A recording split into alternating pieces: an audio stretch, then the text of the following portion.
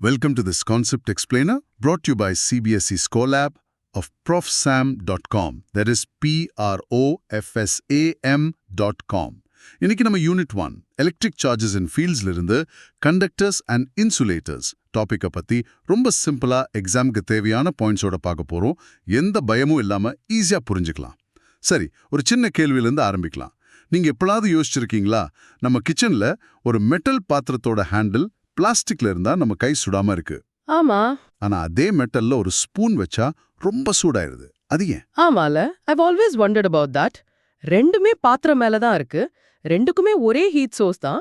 அப்போ லாஜிக் படி ரெண்டுமே ஒரே மாதிரி சூடாகணும் தானே? கரெக்ட். ஆனா பிளாஸ்டிக் ஹேண்டில் மட்டும் எப்படி கூலா இருக்கு? அதுதான் புரியல. சரி, இப்போ இன்னொரு சர்ப்ரைசிங் விஷயம் சொல்றேன். பியூர் வாட்டர், அதாவது அப்சல்யூட்லி பியூர் H2O வந்துட்டு கரண்ட்டை கண்டக்ட் பண்ணவே பண்ணாது. என்னது, உண்மையாவா? ஆஹா, அது ஒரு இன்சுலேட்டர். ஆனா நம்ம வீட்ல வர டேப் வாட்டர்லயோ இல்ல சீ வாட்டர்லயோ கரண்ட் ரொம்ப ஈஸியா பாஸ் ஆகும். Wait, what? பியூர் வாட்டர் கரண்ட கண்டக்ட் பண்ணாதா? இது என்ன புதுசா இருக்கு? நான் நினைச்சேன் வாட்டர்னாலே கரண்ட் ஈஸியா பாஸ் ஆகும்னு. இது ஒரு காமன் மிஸ்கன்செப்ஷன். ஒரே வாட்டர் தான், ஆனா இந்த டிஃபரன்ஸ் ஏன்? அப்போ நம்ம டேப் வாட்டர்ல அப்படி என்ன இருக்கு அத கரண்ட் பாஸ் பண்ண வைக்கிறதுக்கு? மினரல்ஸா, சால்ட்ஸா? Exactly. You're on the right track. It's the impurities, the salts and minerals that change everything. இந்த ரெண்டு எக்ஸாம்பிள்க்கும் hot spoon and conductive tap water ஒரே பேசிக் சயின்ஸ் பிரின்சிபல் தான் காரணம். அந்த பிரின்சிபல் தான் கண்டக்டர்ஸ் அண்ட் இன்சுலேட்டர்ஸ். இதுக்கு ரீசன் ரொம்ப சிம்பிள். சில மெட்டீரியல்ஸ், அதாவது சில பொருட்கள் எலக்ட்ரிக் சார்ஜை அவங்க உள்ள ஃப்ரீயா மூவ் பண்ண விடும், ஒரு ஓப்பன் டோர் மாதிரி. ஓகே. இதுதான் insulators. Oh, okay. So, it's all about whether a material allows charges to move freely or not. Conductors allow பண்ணும், insulators allow பண்ணாது. Precisely. இதை இன்னும் ஈஸியா புரிஞ்சுக்க ஒரு ஹைவே இமேஜின் பண்ணிக்கோங்க. A busy multi-lane highway. சரி. கண்டக்டர்ங்கிறது டோல்கேட்டே இல்லாத ஒரு ஃப்ரீ ஃப்ளோ மல்டிலேன் ஹைவே மாதிரி. கார்ஸ், அதாவது நம்ம கேஸ்ல எலக்ட்ரான்ஸ், எந்த தடையும் இல்லாம ஃப்ரீயா ஃபாஸ்டா போகலாம். ஸ்மூதா மூவ் ஆகும். ஆமா, ஒரு பாயிண்ட்ல இருந்து இன்னொரு பாயிண்ட்டுக்கு ஈஸியா போயிடும். அந்த ஹைவேல கார்ஸ் தான் எலக்ட்ரான்ஸ்னு சொன்னீங்க. அப்போ அந்த ரோட் என்ன? மெட்டீரியலோட ஆட்டம்ஸா? Perfect question. எஸ், அந்த ரோட் தான் மெட்டீரியலோட அட்டாமிக் ஸ்ட்ரக்சர். இப்போ இன்சுலேட்டர்னா என்னன்னு கெஸ் பண்ணுங்க பார்க்கலாம். இதே ஹைவே அனாலஜி வச்சு சொன்னா, ஒரு பெரிய டிராஃபிக் ஜாம் ஆகி முன்னாடி போக முடியாம பிளாக் ஆகி நிக்கிற மாதிரியா? இல்லனா? க்ளோஸ். இல்ல, எல்லா லேன்லயும் ஒரு பெரிய டோல் பூத் வச்சு ரொம்ப அதிகமா காசு கேக்குற மாதிரியா? The second one is more accurate. இன்சுலேட்டர்ங்கிறது ரொம்ப அதிகமான டோல் ஃபீஸ் உள்ள ஒரு டோல் பூத் மாதிரி. அங்க காரால அந்த காசை கட்டி போக முடியாது. அதனால கார் எல்லாம் நின்னு ஒரே இடத்துலயே லாக் ஆகியிருக்கும். ஓ, அப்போ கண்டக்டர்ஸ்ல எலக்ட்ரான்ஸ் ஒரு ஃப்ரீ ஹைவேல போற கார் மாதிரி. ஆனா இன்சுலேட்டர்ஸ்ல அதே எலக்ட்ரான்ஸ் டோல் பூத்ல மாட்டிக்கிட்ட கார் மாதிரி லாக் ஆகியிருக்கும். அப்படிதானே? எக்ஸாக்ட்லி. ஸோ ஒரு மென்டல் பிக்சர் கிரியேட் பண்ணிக்கோங்க. கண்டக்டர்ஸ்ல இருக்கிற ஆட்டம்ஸை வீடு நினைச்சுக்கோங்க. அதுல வெளியே இருக்கிற எலக்ட்ரான்ஸை லாட்ஜஸ் மாதிரி. எந்த வீட்டுக்கு வேணும்னாலும் ஃப்ரீயா போகலாம், வரலாம். They're not tied to one particular atom. ஆமா. ஆனா இன்சுலேட்டர்ஸ்ல அந்த எலக்ட்ரான்ஸ் பிரிசனர்ஸ் மாதிரி அதே வீட்ல அதே ஆட்டம் கூட லாக் ஆகி இருக்கும், வெளியே வர முடியாது. So the prisoners are still there, they just can't leave their cell. That's a great way to think about it. அப்போ அந்த prisoners இருக்கறனால தான் பிளாஸ்டிக் ஹேண்டிலுக்கு ஹீட் ட்ரான்ஸ்ஃபர் ஆகலையா? Correct. Heat transfer in metals is also due to the movement of these free electrons. Since plastic has no free electrons, only prisoners, the heat doesn't travel through it easily. நம்ம முதல்ல கேள்விக்கே வந்துட்டோம் பாத்தீங்களா? இப்போ இந்த ஐடியாவை நம்ம NCERT book எப்படி define பண்ணுதுன்னு பார்க்கலாம். நீங்க அந்த டெஃபினிஷனை கொஞ்சம் படிக்கிறீங்களா? கண்டிப்பா.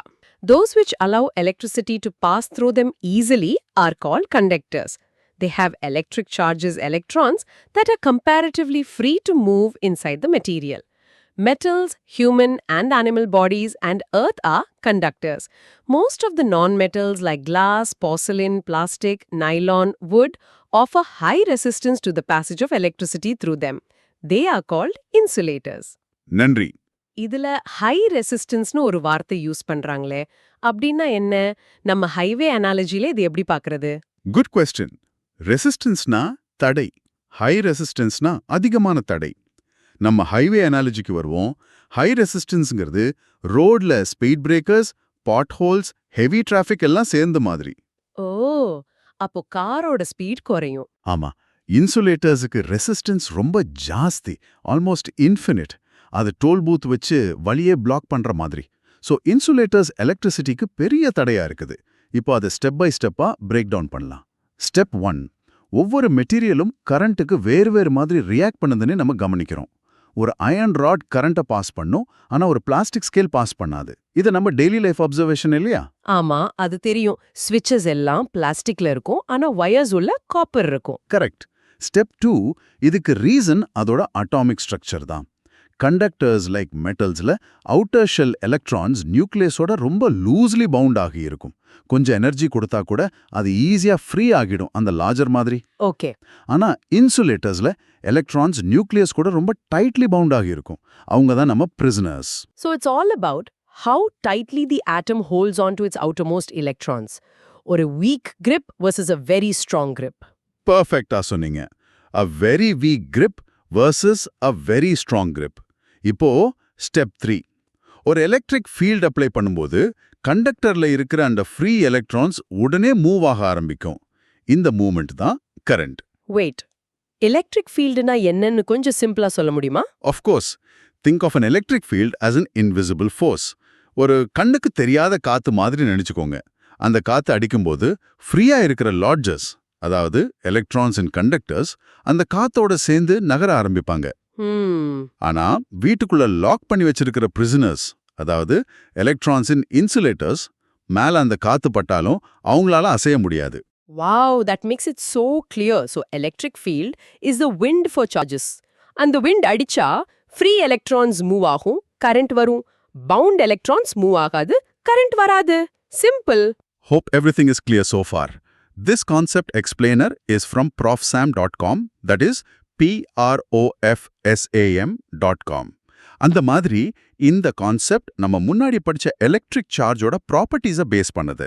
சார்ஜ் இருக்குன்னு தெரியும், ஆனா அந்த சார்ஜ் எப்படி டிஃப்ரெண்ட் மெட்டீரியல்ஸ்ல பிஹேவ் பண்ணுதுங்கிறது தான் இங்க முக்கியம்.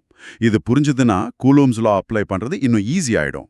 ஏன்னா எங்க சார்ஜ் மூவ் ஆகும், எங்க மூவ் ஆகாதுன்னு நமக்கு தெரியும். எக்ஸாக்ட்லி. இப்போ எக்ஸாம்ல மார்க் குறையறதுக்கு காரணமா இருக்கிற சில காமன் மிஸ்கன்செப்ஷன்ஸை பத்தி பேசலாம். These are the silent killers. அதுல ஃபர்ஸ்ட் ஒன், ராங் ஐடியா. இன்சுலேட்டர்ஸ்ல எலக்ட்ரான்ஸே கிடையாது. நிறைய ஸ்டூடெண்ட்ஸ் நினைக்கிறாங்க கரண்ட் பாஸ் ஆகலைன்னா அதுக்கு காரணம் எலக்ட்ரான்ஸ் இல்லாதது தான். இது பெரிய தப்பு. Yeah, that seems logical at first. No current, so no charge carriers, which means no electrons. நான் கூட அப்படித்தான் யோசிச்சிருப்பேன். Exactly why it's a misconception. The correct idea, insulatorஸ்ல நிறைய electrons இருக்கு. In fact, they are full of electrons. ஆனா அதெல்லாம் atoms கூட ரொம்ப tightly lock ஆயிருக்கு. The prisoners. ஆமா, அதெல்லாம் move பண்ண முடியாது. So, here's the key phrase to remember. Insulators are electron rich but electron locked. Oh. Electron rich but electron locked. அப்போ அவங்க கிட்ட எலக்ட்ரான்ஸ் நிறைய இருக்கு, ஆனா எல்லாம் grounded மாதிரி ஃப்ரீயா சுத்த முடியாது. Okay, that distinction is very important. Got it? Super. இப்போ அடுத்த common misconception. Wrong idea. கண்டக்டர்ஸ்ல எலக்ட்ரான்ஸ் ரொம்ப ஃபாஸ்டா லைட் ஸ்பீட்ல தண்ணி பைப்ல போற மாதிரி போகும். But that also seems logical. நான் ஸ்விட்ச் போட்ட உடனே லைட் எரியுது, எல்லாமே இன்ஸ்டன்ட்டா நடக்குது. அப்போ எலக்ட்ரான் ஸ்லோவா போகுதுன்னு சொன்னா எப்படி?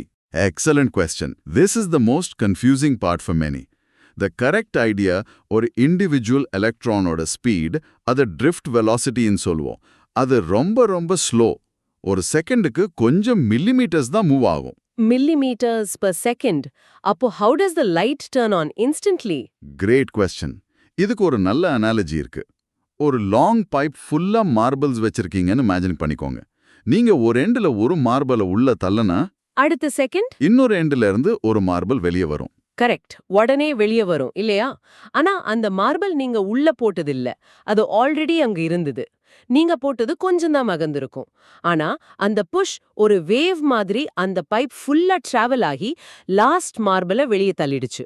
The signal travels fast, but the marbles themselves move slowly. அதே மாதிரி தான் வயர்லியும். ஸ்விட்ச் ஆன் பண்ணும்போது எலக்ட்ரிக் ஃபீல்ட் அந்த விண்ட் வயர் ஃபுல்லா ஆல்மோஸ்ட் லைட் ஸ்பீட்ல டிராவல் ஆகும். அந்த ஃபீல்ட் தான் எல்லா ஃப்ரீ எலக்ட்ரான்ஸையும் ஒரே நேரத்துல புஷ் பண்ணுது. So remember, electrons creep, but the signal zooms. That's a brilliant analogy. The pipe was already full of electrons. The signal travels instantly, but each electron just nudges the next one. Okay, இப்ப புரிஞ்சுது. Perfect. இந்த கான்செப்ட மறக்காம இருக்க இன்னும் சில tricks சொல்றேன். Memory anchors. First, ஒரு catch phrase. Conductors let charges roam free, insulators lock charges tight. இது கன்னடத்துல எழுதுற கண்டக்டர்கள் சார்ஜை சுதந்திரமாக சுற்றவிடுகின்றன, இன்சுலேட்டர்கள் சார்ஜை இறுக்கமாக பூட்டுகின்றன. செகண்ட், ஒரு பிசிக்கல் ஜெஸ்டர் ட்ரை பண்ணலாம். கண்டக்டர்னு சொல்லும்போது உங்க கை ஃப்ரீயா ஃப்ளோ ஆகுற மாதிரி ஆட்டுங்க, ஒரு அலை மாதிரி. Okay, flowing hand. இன்சுலேட்டர்னு சொல்லும்போது கையை ஒரு லாக்ட் ஃபிஸ்ட் மாதிரி மூடிக்கோங்க. இந்த ஆக்ஷன் பண்ணி படிச்சா கான்செப்ட் எப்படும் மறக்காது. That's a nice trick. Conductor, open flowing hand. Insulator, closed tight fist. I'll remember that. Exactly. And one last thing, ஒரு சர்க்கிட்ல கண்டக்டருக்கு பதிலா ஒரு இன்சுலேட்டரை வச்சா சர்க்கிட் ஒர்க் ஆகாது. அதே மாதிரி ஒரு லைவ் வயர்ல இருக்கிற இன்சுலேட்டருக்கு பதிலா ஒரு கண்டக்டரை வச்சா என்ன ஆகும்? ஷாக் அடிக்கும். ரொம்ப டேஞ்சரஸ். ஆமா. சோ மெட்டீரியல் மாத்தினா ஃபங்க்ஷன்ல இருந்து டிசாஸ்டருக்கு போயிடும். That's how critical this difference is. Okay, so இன்னைக்கு பார்த்ததுல இருந்து 3 முக்கியமான பாயிண்ட்ஸை சமரைஸ் பண்றேன். Ready? Ready. Point number 1. The key difference is free electrons.